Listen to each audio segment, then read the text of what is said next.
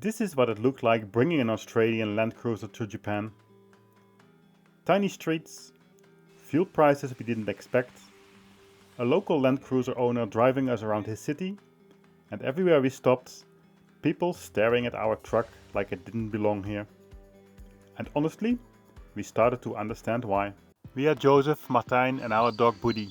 We have left the grind behind to embrace the freedom of life on the road, trading office chairs for camp chairs and deadlines for dirt roads. Guided by Koddiwampo to travel in a purposeful manner towards a vague destination, we are here to share our journey, stories and tips for living adventurously. Hop in and join as we roam, explore and embrace the unexpected. After 2 years traveling Australia, we are now exploring Japan. Can you drive an Australian Land Cruiser to Japan? Absolutely. The streets are narrow and parking spaces are small, but after a few days it simply becomes part of the routine. What surprised us most wasn't driving the Troopy. It was how little we actually needed a four-wheel drive. Japan's roads are excellent and there are very few places where you can legally drive off-road. The Troopy turned out to be the perfect travel vehicle, just not for the reason we expected. And then there are moments like this, at the toll roads. We pull up with foreign number plates and suddenly they are not quite sure what to do with this. A few confused looks, some checking, a bit of back and forth, nothing dramatic, just not something they see every day. And that kind of sums it up. Everything works here, it just doesn't always expect you. Australia number plate. Sorry? Don't speak Japanese, sorry.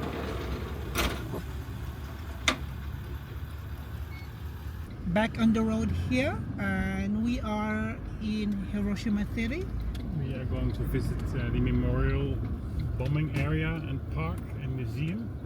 It's going to be quite a different vibe today, a bit heavy, but we read about it because it's an impactful occasion in this area.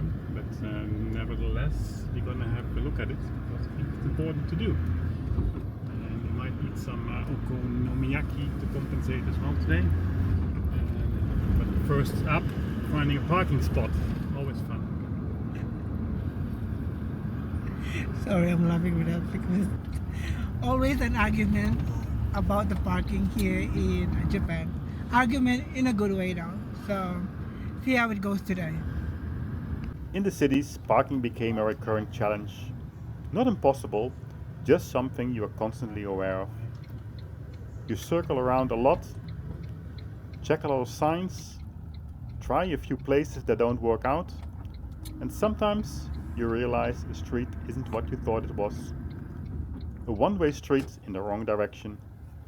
It's a quick reminder that you're not fully settled in yet. But eventually you figure it out and you get a spot every time. Fuel was one of the things we noticed. Diesel in Japan was around $1.50 per liter. It changes slightly depending on where you are, but overall it was pretty consistent. Fuel stations are easy to use, but just pull in, fill up, pay and go. No real surprises. It's just one of the things that actually felt simpler than expected.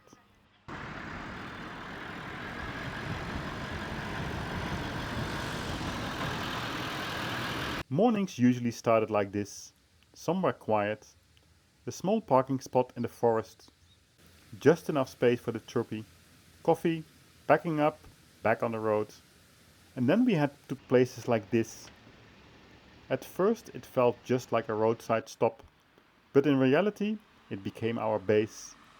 Parking with trucks, buses, travelers, locals, always movement, always people coming and going, and somehow it perfectly worked for us.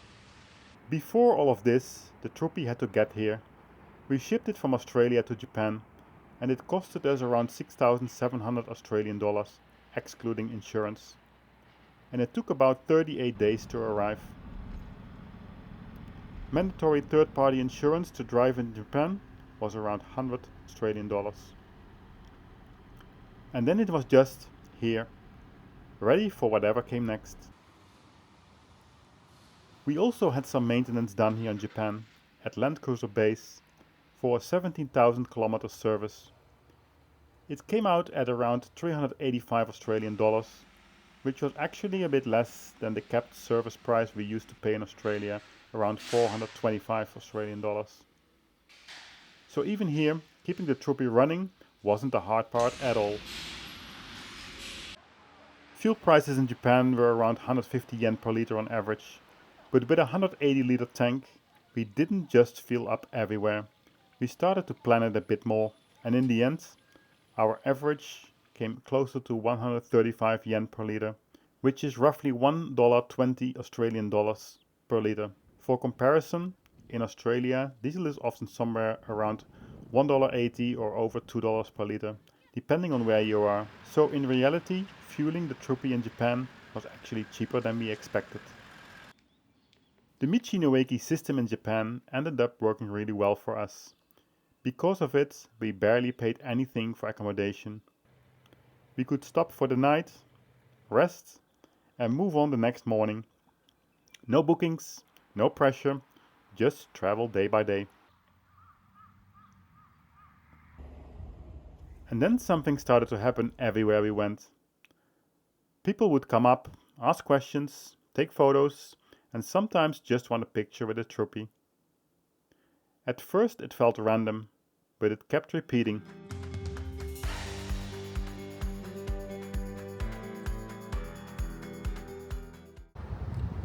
When our winch broke down back up on the Cape York, we bought a new one, new rope and a new winch. I put it the wrong way around, so it's supposed to be going under the drum and not over the drum. So I need to take it out and see if I can fix it, probably by changing the polarity of the drum. It should wind up the right way, and it's more stronger than how it is now, because it's just not safe. Should have done this in Australia already, but better late than never. Even the small fixes we ended up doing along the way. Repairing the winch rope, adjusting gear, fitting the roof box, often just at places like Michi-no-Eki. And sometimes we even got help we didn't expect. Like this mechanic, who helped us cut off a stuck bolt on the roof rack for free. No fuss, just friendly service.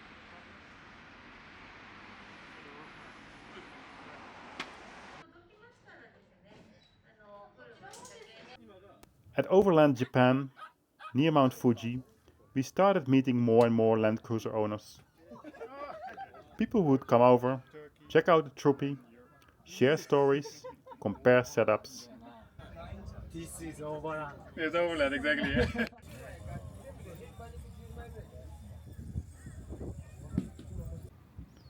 And then there was this moment.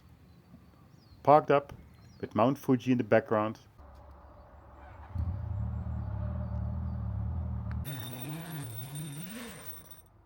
Right from our rooftop tent.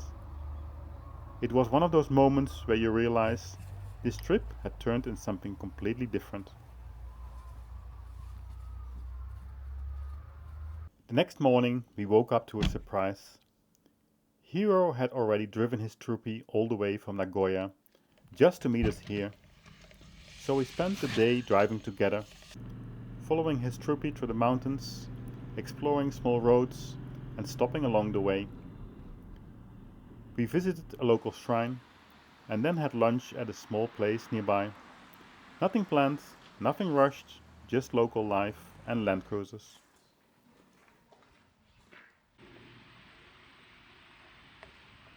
And that's when it really started to sink in.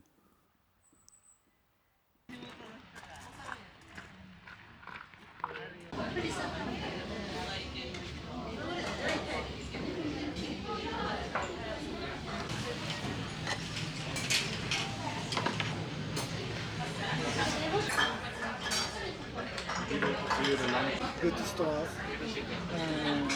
What are the batteries? Oh, yeah. What's the name of this place? Osaka. Yeah, it's very traditional Japanese restaurant, and we're eating The hotel. hotel. Yeah. Pumpkin and one. Let's eat. We are officially a member of Troop Carrier of Australia. He will given this to us, the sticker. Hi, So, legend. so we're going to ask him to put it in our car to be official.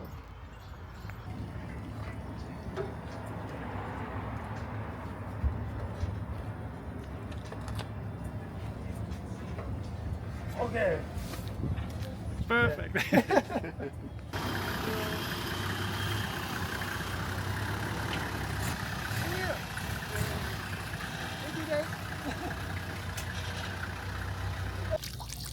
A few weeks later, we met up again, this time at a Michi-no-Eki in a small town. Hiro was there with a friend of his, and suddenly there were 3 Land Cruisers parked up together. We camped there for the night and just caught up. No plan, no schedule, just meeting again on the road. We are here at Michi-no-Eki as normal, and this is our setup today with our friend Hiro. So he come to meet us over the weekend, and we're camping together. これはロークラスだ。 Low class? ね。 Good sack. Good sack. Good.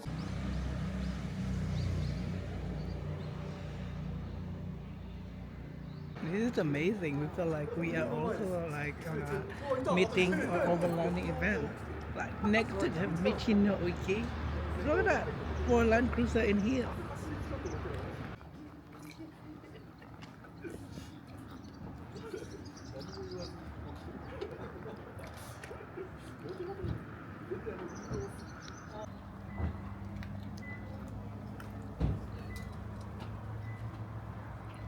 All right, somebody want the seat in our new Troopy.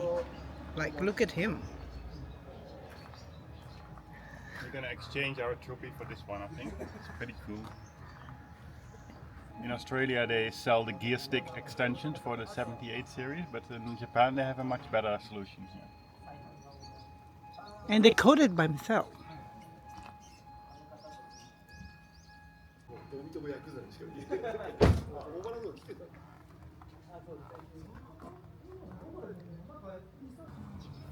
You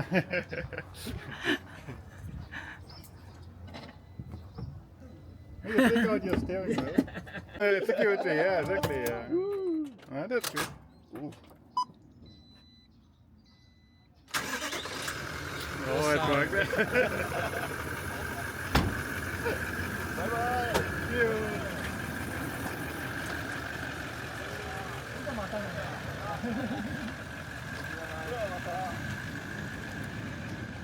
We are here in Osaka, and there's Land Cruiser behind us. This is our Right for the day. exactly, because we met our new friend during the Land Cruiser meetup, and now we are having a ride.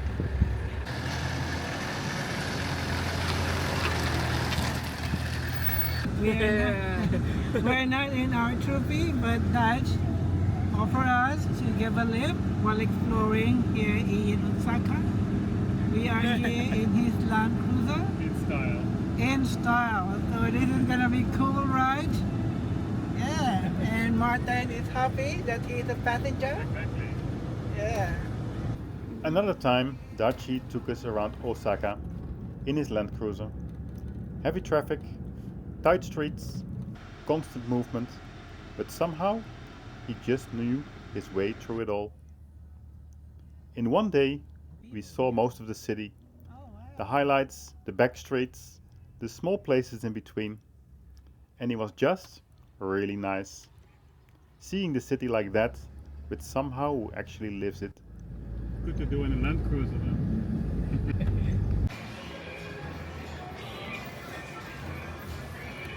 Wow.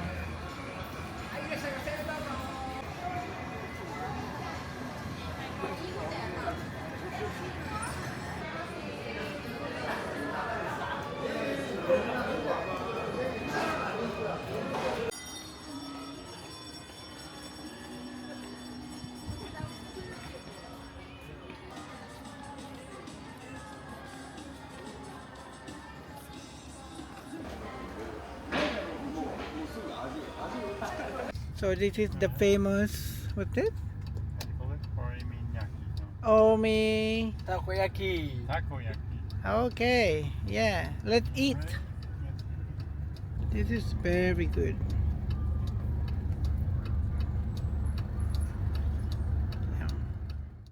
That evening we met up with Dachi again, together with his friend and both of their partners, for sushi dinner. It was just a really nice evening. Nothing planned, nothing complicated, just food, conversation and laughs. And somewhere in moments like this, we started to realize it was actually a wise decision to bring the Troopy here. Because it wasn't just about driving to Japan, it was about the people we met along the way. So in the end, this is how it actually felt. Driving, 2 out of 5. Parking, 1 out of 5. Fuel costs, 3 out of 5. Camping, 3 out of 5. Maintenance, 4 out of 5. Attention, 5 out of 5. And the Land Cruiser community, 10 out of 5. And that probably says everything. Would we do it again?